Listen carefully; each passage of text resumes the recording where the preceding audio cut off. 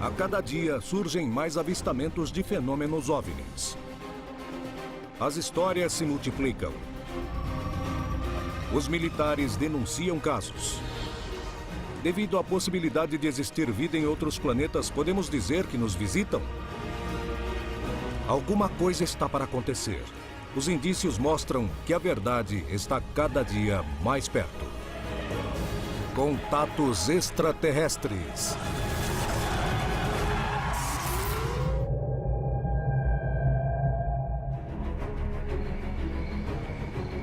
Chile, 1977. Uma patrulha militar presencia luzes estranhas durante um longo período de tempo. O chefe do batalhão se aproxima dela e desaparece. Quando volta, diz que foi abduzido. Mais de 35 anos depois, o caso continua causando polêmicas. Peru. Uma testemunha apresenta mais de 20 horas de material de vídeos com gravações de OVNIs e escolhe o deserto de Chilca para fazer uma vigília, afirmando que vai acontecer um contato com um OVNI. México. Um homem e uma mulher que não se conheciam garantem que quando eram crianças recebiam visitas em seus quartos, que se manifestavam primeiro como luzes e depois como seres de outro planeta, e apresentam supostas evidências desses encontros. Huayca, Colômbia. Um grupo de ufólogos tentará estabelecer contato com seres de outro planeta usando técnicas não convencionais. Frequentemente, a população afirma ter presenciado OVNIs e muitas vezes apresentam provas. Mas o que acontece nos casos onde afirmam ter visto alienígenas?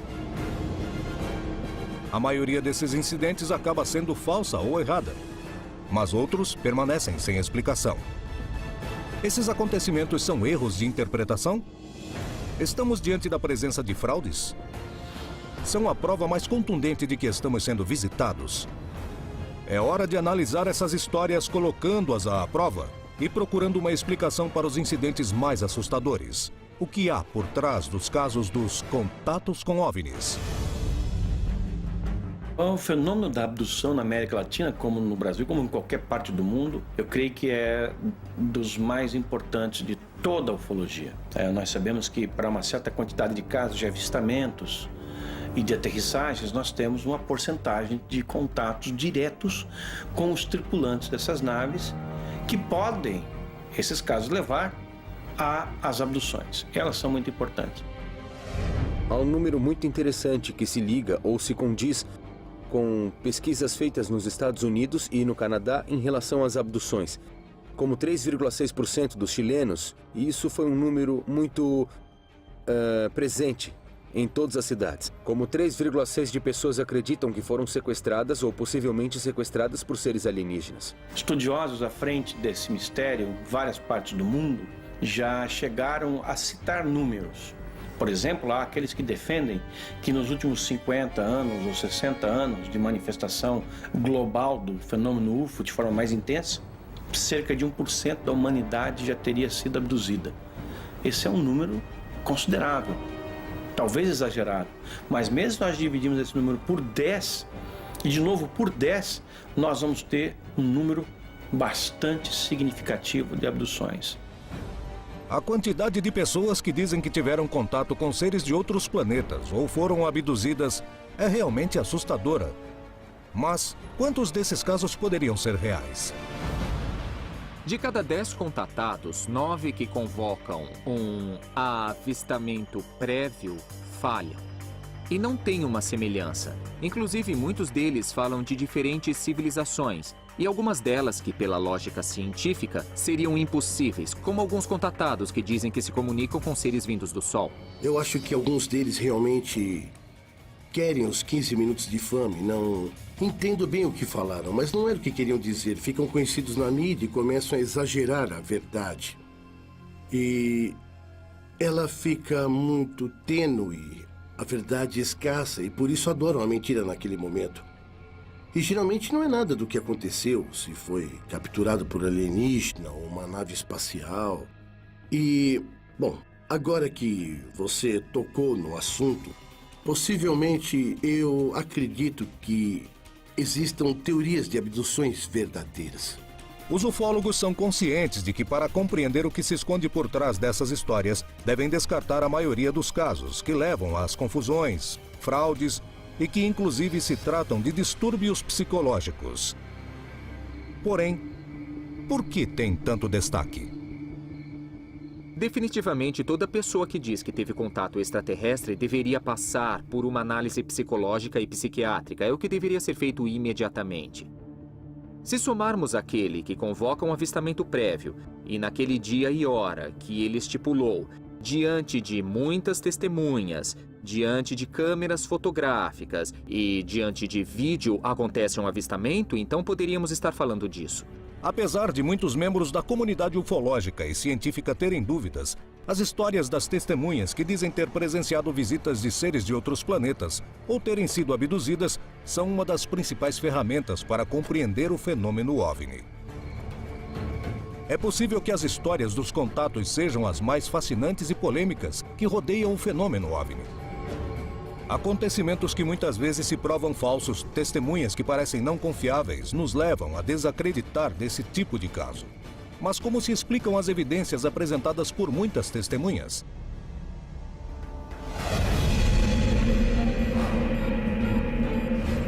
Na madrugada de 25 de abril de 1977, aconteceria um dos casos de avistamentos de OVNIs mais importantes do Chile e da região, que envolveu uma patrulha militar e que mais de 35 anos depois do ocorrido, continua causando polêmica entre investigadores e cientistas.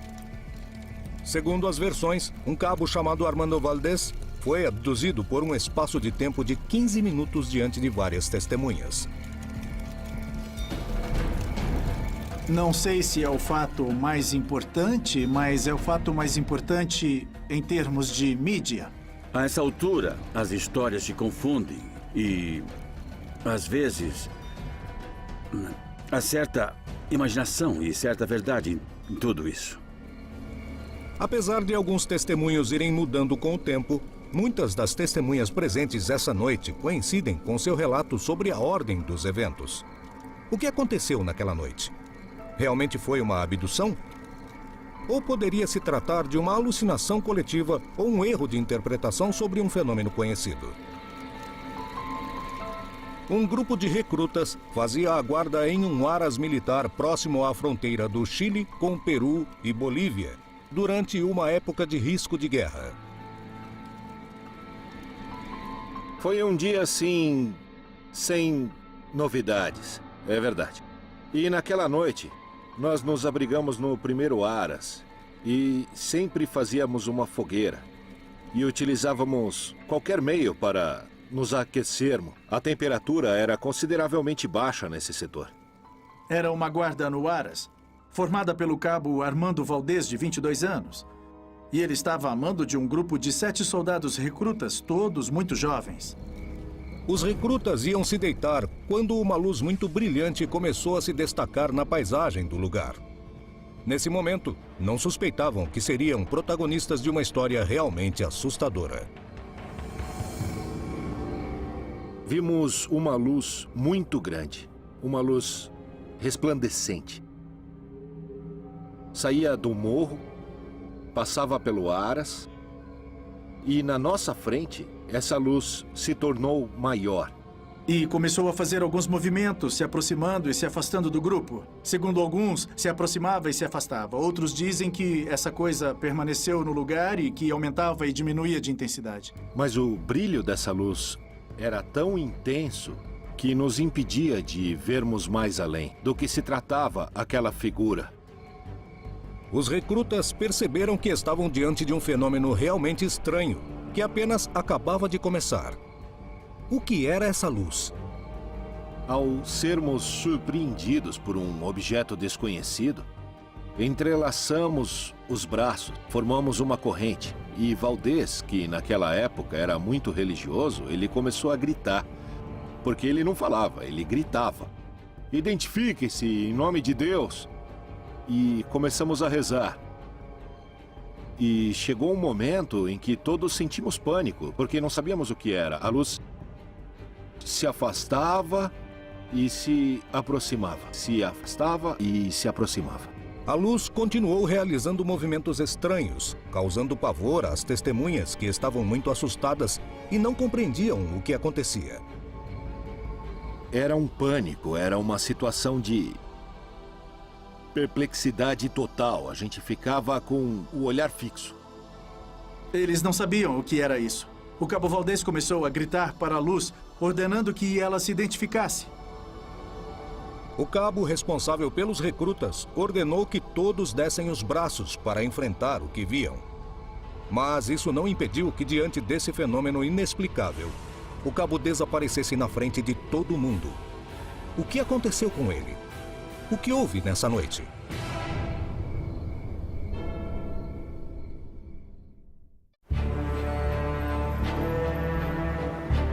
Os casos de pessoas que dizem ter tido contatos com seres de outros mundos são realmente muito numerosos.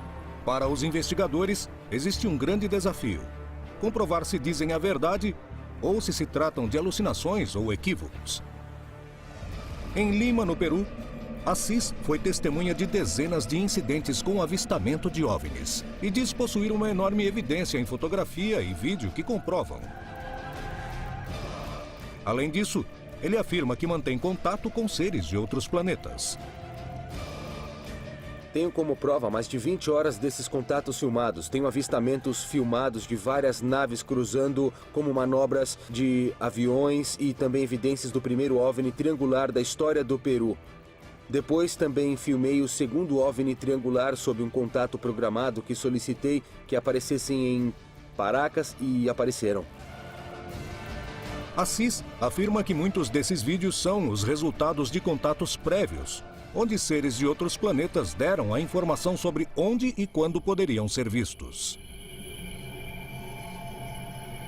Presenciei avistamentos, presenciei projeções holográficas ou energéticas dos seres da minha frente, presenciei o que chamam de tempo perdido, experiências de tempo perdido, que é contato de segundo grau, presenciei contatos tipo SLI, Street Light Interference, onde acaba a energia elétrica das casas e do povoado no lugar de contato. Presenciei experiências, do terceiro grau, projeções holográficas, e de quinto grau, que são mensagens telepáticas, que é como se comunicassem comigo. Assis gravou centenas de vídeos de luzes e objetos no céu. Desta vez, tentará realizá-lo diante das câmeras. Poderá se encontrar com os seres com os quais garante ter tido contato?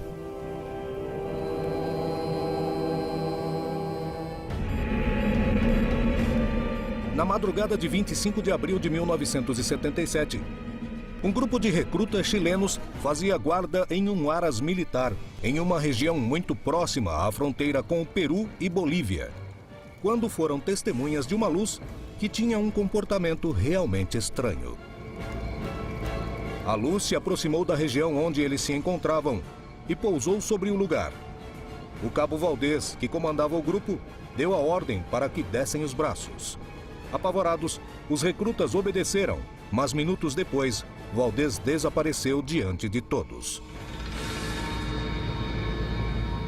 A história que os soldados contam é que, exatamente em algum momento em que a luz aumentava e diminuía de intensidade, em algum momento o Valdez se separou deles e caminhou em direção da luz.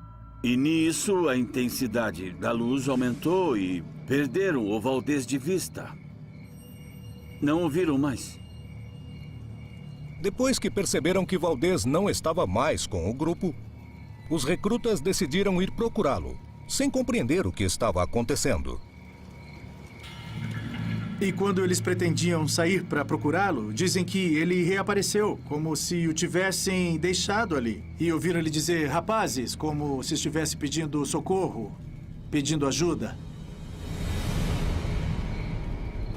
De repente, escutamos uma voz gritando, rapazes! E uma voz desesperada. Não era uma voz clássica, rapazes. Era uma voz que pedia socorro. Não parecia ser o mesmo que tinham visto minutos antes, e não sabiam que algo mais estranho ainda estava por acontecer. Naquele momento, ele estava com o rosto desfigurado.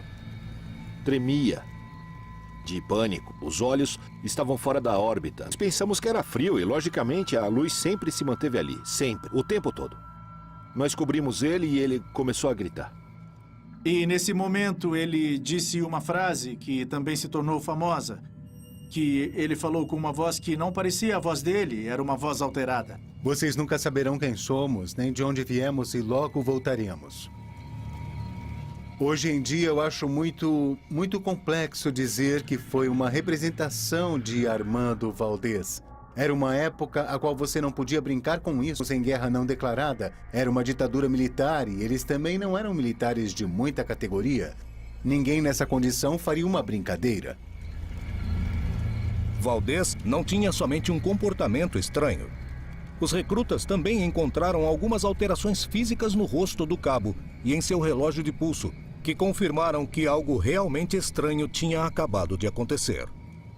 Quando olhamos, percebemos que o Valdez tinha uma barba crescida de uns 5 dias, aproximadamente. Ele tinha um relógio digital daquela época que mostrava os dias e calendário também. Digamos, ao invés de marcar 25 de abril, o relógio marcava 30 de abril e estava parado. Então eles relacionaram os 5 dias do relógio, da mudança de data, com o crescimento da barba. Existe algum fenômeno que possa explicar o que estava acontecendo com Valdez? A barba poderia ter crescido em tão pouco tempo? Nós médicos vimos muitas vezes que há pessoas que de um dia para o outro perdem todo o cabelo por um estresse traumático, ou partes do cabelo, que é uma alopécia focalizada, ou fica grisalho. Mas não que a barba cresça ou que o fenômeno aconteça ao contrário. Além disso, um dos fatores que acontece nas regiões frias, por exemplo, é que o frio impede precisamente o crescimento da barba. O que realmente aconteceu? Qual a relação desse fato com o relógio de pulso que estava usando e que apareceu marcando uma data diferente do dia em que aconteceu o incidente? Se tratou de uma fraude? Quando falamos com os recrutas, com os que viram isso, percebemos que realmente aconteceu um caso de avistamento de luzes de origem desconhecida e que até agora não sabemos o que era.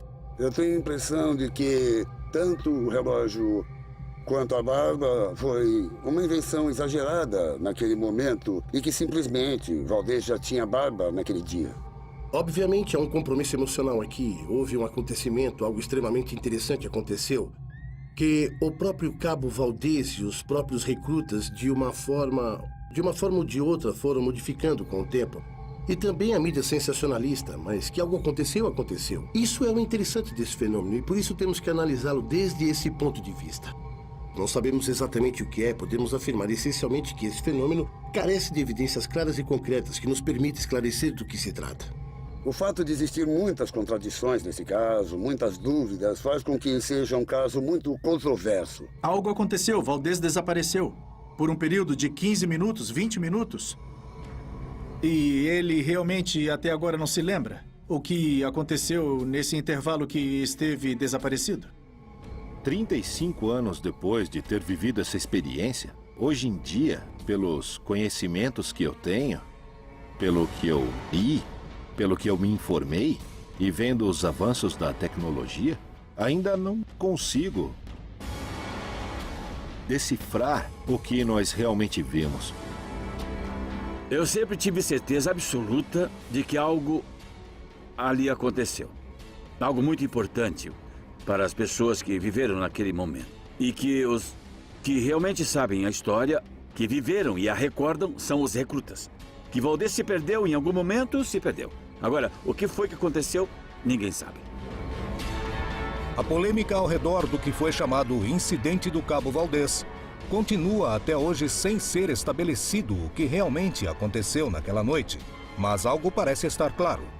Os recrutas presentes foram testemunhas de um caso que não parecia ser desse mundo.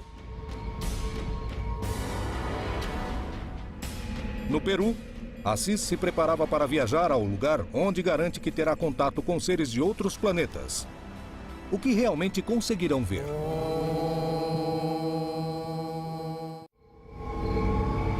As histórias de contatados se repetem pelo mundo inteiro. Pessoas que não se conhecem que pertencem às mais variadas culturas, ao longo do tempo fornecem relatos semelhantes sobre como esses contatos aconteceram e o que puderam ver. Isso confirma que estamos diante da presença de seres de outros planetas? Ou se trata de uma perturbação psicológica?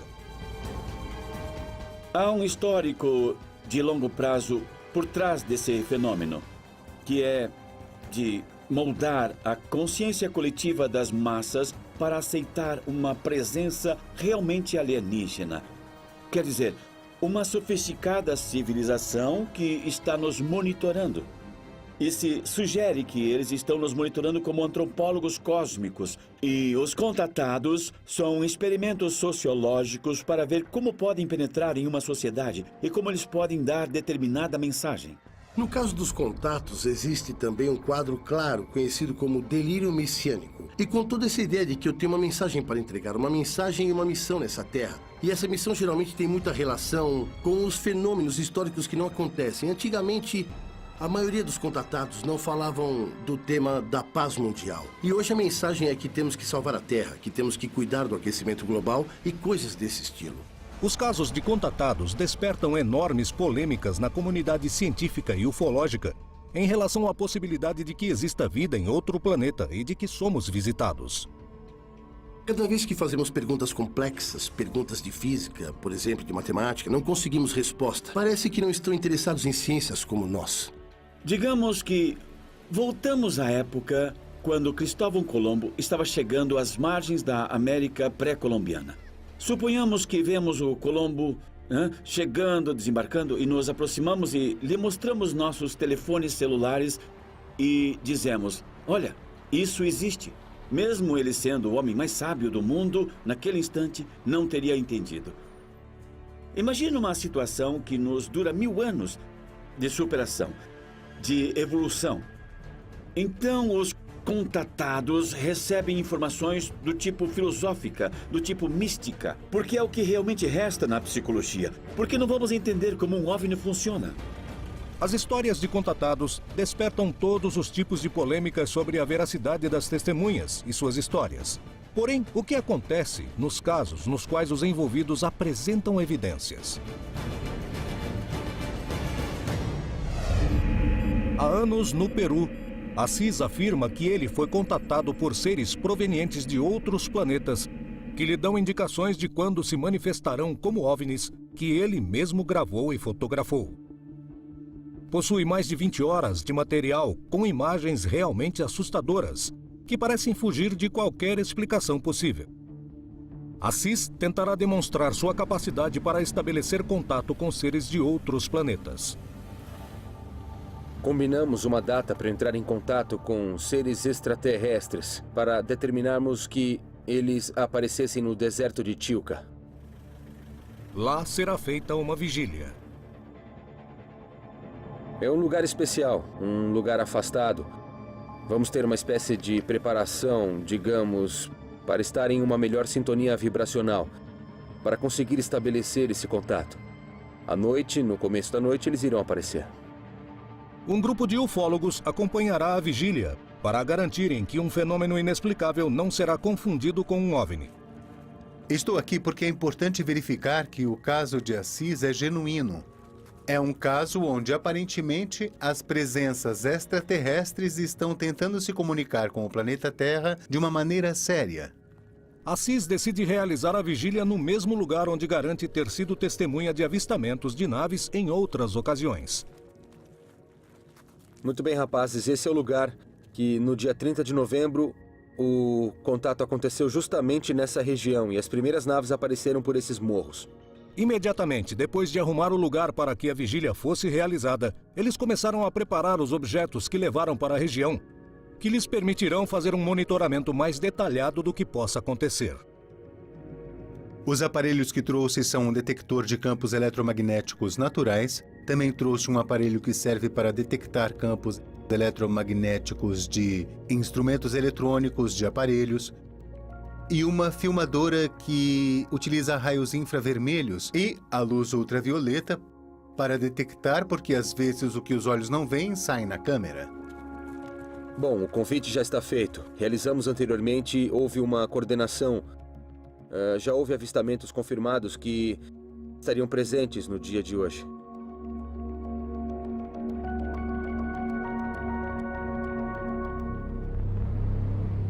Depois de meditar, os ufólogos pegam seus equipamentos para medir qualquer tipo de variação física que possa acontecer no lugar. Eles utilizam aparelhos de monitoramento. Com a aproximação da noite, a expectativa cresce. Mas o que aconteceu com as câmeras? Infelizmente, não foi possível gravar, já que as primeiras naves apareceram assim que escureceu. Apareceram muito alto no deserto e os equipamentos não nos permitiu captá-los. Embora as câmeras não tenham registrado o fenômeno, os assistentes à vigília se mostraram satisfeitos com o resultado. Pudemos chegar à conclusão de que o contato programado realmente aconteceu, não é? Somos muitas pessoas que mantemos contato em nível mundial e muitas pessoas que tiveram ao longo da história da humanidade.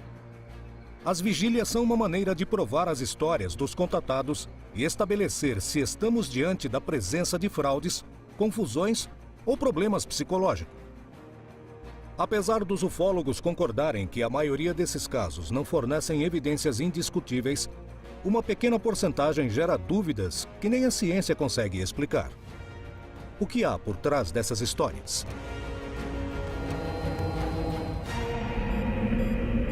No México, Cláudia Ruvalcaba e Héctor Galícia afirmam que desde pequenos tiveram o que se chama de visitas de dormitório, o que lhes permitiu ter um suposto contato com seres de outros planetas, que, segundo eles, continua até hoje e garantem ter provas.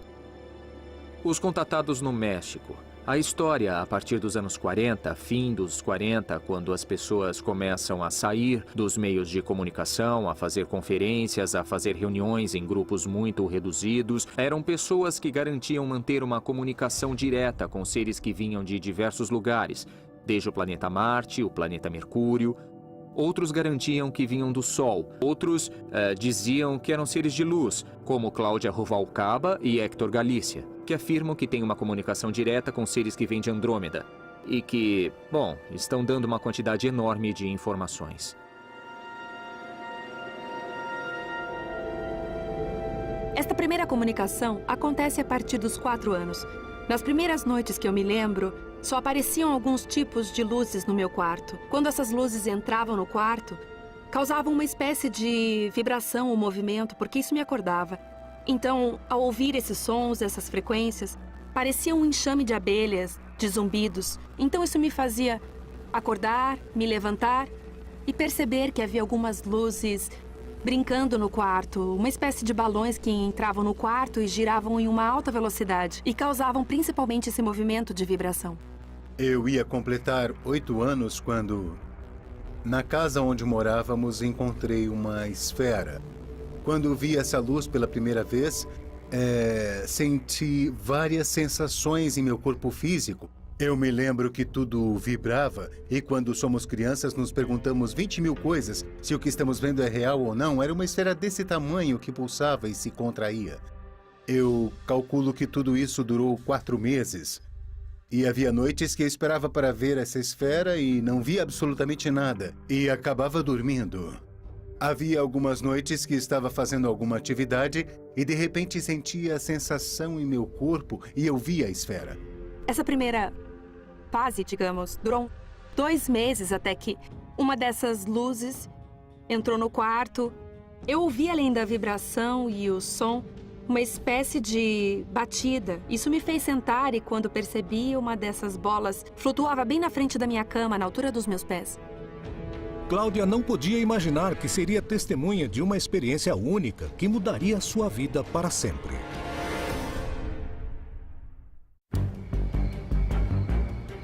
As histórias de pessoas que dizem ter feito contato com seres de outros planetas se repetem ao longo do tempo e da região, questionando nosso sistema de crenças.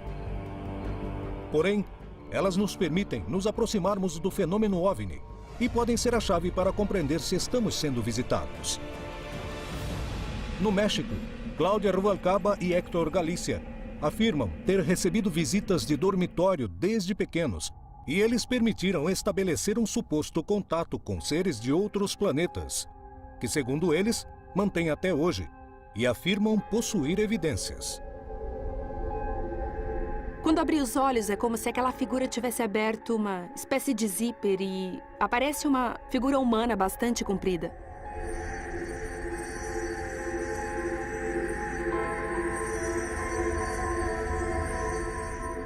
O auge dessa experiência foi quando eu vi que essa esfera se alongava pelo quarto e vi uma figura imperceptível, uma figura que para mim não era somente uma luz. Eu já via um contorno de uma cabeça, eu via ombros, via braços, via o corpo inteiro.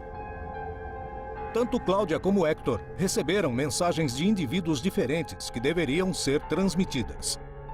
De que se tratam esses supostos contatos? O que diziam essas mensagens? O compromisso começa conosco. Será possível uma grande mudança, que é o que eles realmente querem que aconteça na espécie humana. Simplesmente o que esses seres extraterrestres desejam é viver em harmonia conosco. Isso é tudo.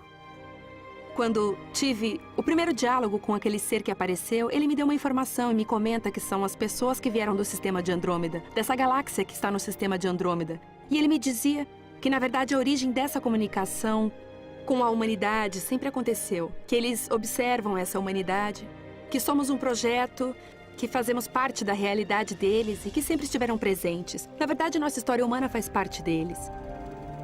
Cláudia e Hector decidiram que era melhor não conversar esse assunto com ninguém.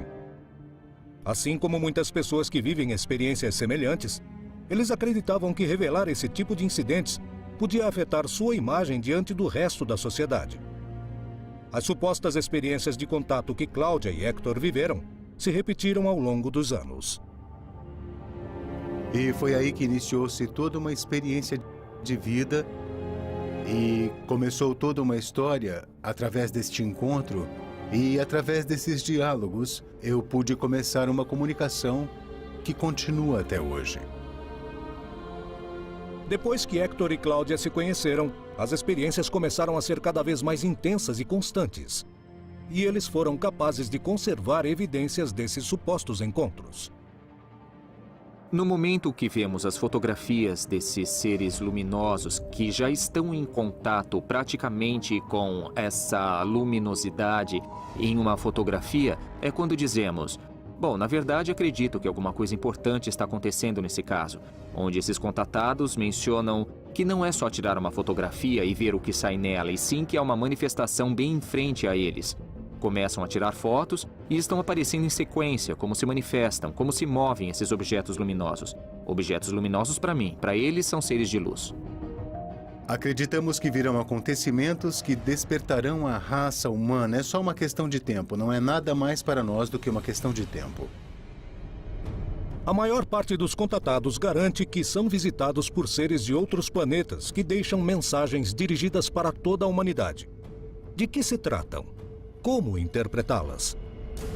Não é mais a clássica história dos anos 40, 50, 60, até chegar a 2000 dos contatados, que temos que cuidar dos bosques, que temos que cuidar dos animaizinhos, que devemos ser melhores como pessoa. Não. Pelo menos nesse caso, a experiência deles, conhecida no México como seres de luz, é que a grande mensagem desses seres extraterrestres é: comprometam-se com vocês mesmos. E que agora estão usando essa informação para dividi-la com o público, com as pessoas que estão interessadas em suas experiências. E essas experiências nos remetem a que deve haver ou deve existir, de parte do ser humano, um compromisso, mas com nós mesmos. Em qualquer parte que olhamos e começamos a ver o fenômeno, eles, como costumamos dizer, estão aumentando. A cada dia existirão mais e mais e mais, até que seja um contato iminente. Nos dias de hoje, muitos investigadores usam a experiência dos contatados como uma maneira de compreender melhor o fenômeno OVNI. O que se esconde por trás dessas histórias? Em Penha de Huayca, a 45 quilômetros de Bogotá, a capital da Colômbia, há séculos é um lugar de denúncias constantes sobre luzes estranhas. Muitas testemunhas garantem terem sido contatadas. É um lugar considerado pelos espanhóis, antigamente, os conquistadores que vinham para cá, como o Morro das Luzinhas Dançantes.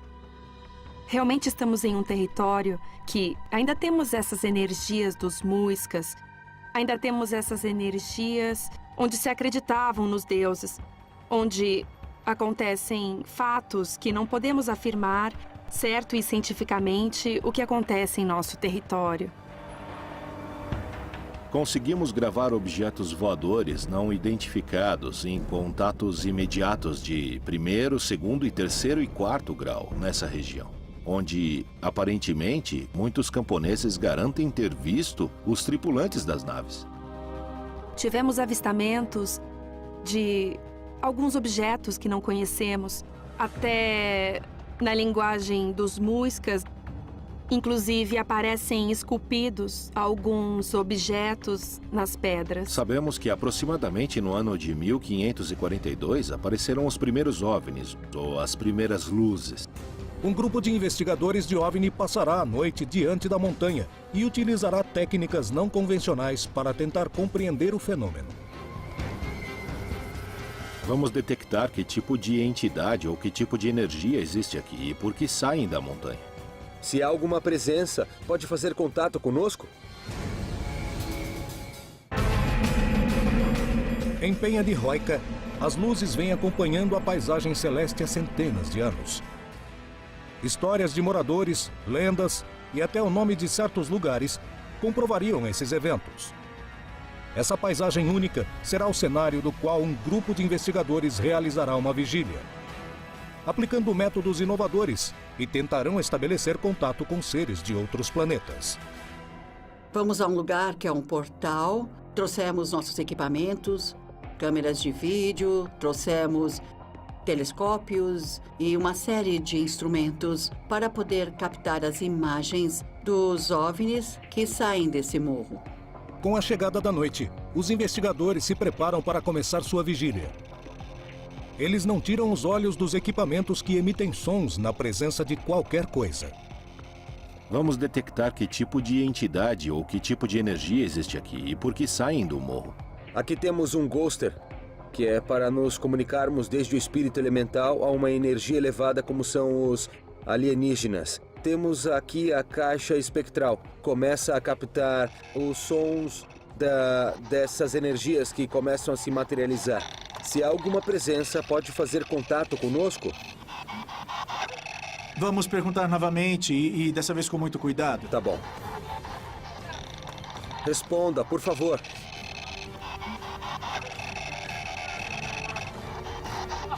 Isso. Você é de procedência extraterrestre? Precisamos de uma manifestação no céu. Podemos tirar fotos. Vamos ver se aparece. E o Jairo, ou Jairito, é o que tira fotos aqui? Aqui é o Jairo. Eu vou tirar umas fotos e queria que estivesse presente para fazer um vídeo ou uma foto, quer em grupo ou quer sozinho. Sozinho. Sozinho? Pode mostrar? A coordenada. Em que lugar é possível? À direita. Enquanto Jairo se retira para tirar a suposta fotografia, o resto do equipamento fica no lugar. Estava em cima. Tirei uma foto e aqui está a parte em que estava em cima. E eu disse, por favor, desça para tirar a foto. E que não se apresente com um aspecto físico. Sim, e sim, se apresenta como um aspecto de energia. Aqui ainda está escuro, mas se vocês olharem bem, vocês vão ver que está bem aqui. Os investigadores não permitiram que as câmeras os acompanhassem para registrar o momento da fotografia. Portanto, não há como saber se o que aconteceu naquele momento foi verdade. Nem é possível definir se a tecnologia não captou interferências de outro tipo. Porém, os avistamentos de luzes em Roica são uma constante. Qual é a verdade? Só resta o testemunho dos presentes, os quais estão convencidos de que o contato foi estabelecido.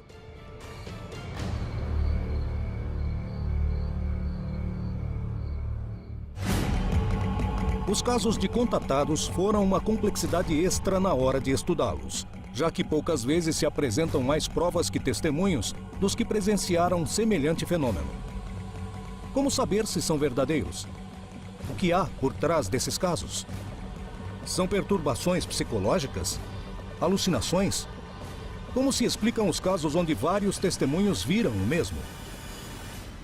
A missão, por exemplo, dos grupos ufológicos, na maioria das vezes, é comprovar o fenômeno, né?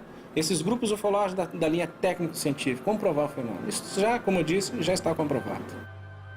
Para as pessoas que afirmam que isso é apenas uma crença e que os únicos que viram e os únicos que acreditam em alienígenas são fazendeiros do interior do país, ou loucos, ou que são teoria da conspiração, não é verdade. Muitas pessoas afirmam que os presidentes viram OVNIs e os primeiros ministros se interessaram. Pessoas do escalão, tanto militares quanto governantes, são interessados em OVNIs. Porém, o fato de agências como a NASA admitirem que existem fenômenos OVNI equivale dizer que existe vida fora da Terra e que somos visitados? Que evidências provam essa afirmação? Não estamos sozinhos no universo. Na verdade, temos companhia agora. Talvez haja conexões entre nós e os extraterrestres há muitos e muitos anos. E baseado nas pessoas que conheci, que conhecem o assunto, e pessoas do Pentágono, até um general que encontrei na casa dele, e fui lá, e ele me falou, vamos tomar um uísque? E depois disse, você tem 2 horas, não anote nem grave, ou eu negarei absolutamente tudo. E pergunte o que quiser, e ele confirmou 100% que as abduções são reais, como eu sempre pensei que fossem.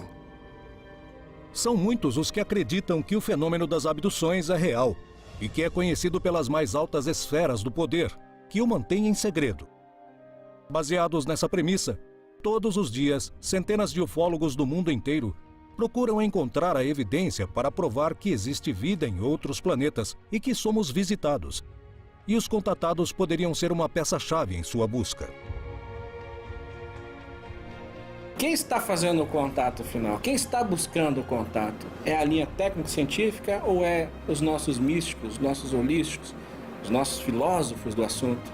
É essa área cujo qual a gente tem tratado ela de uma forma muito errada.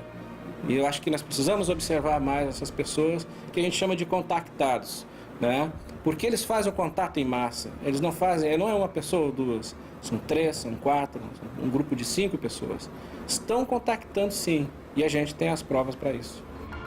Para muitos investigadores do fenômeno OVNI, as histórias de contatados são tão antigas como as crenças religiosas. A diferença entre o passado e o nosso presente é que costumávamos ser passageiros daquelas carruagens e hoje nós nos tornamos os seus cocheiros. As histórias sobre casos onde pessoas afirmam terem visto ou mantido contato com seres de outros planetas são um desafio para nossas crenças mais comuns. Apesar de provarem que muitas são falsas, poucos testemunhos conseguem sobreviver. Qual é a verdade por trás dessas histórias? Os incidentes OVNI são denunciados quase diariamente, despertando o interesse dos estados, a comunidade científica e a população.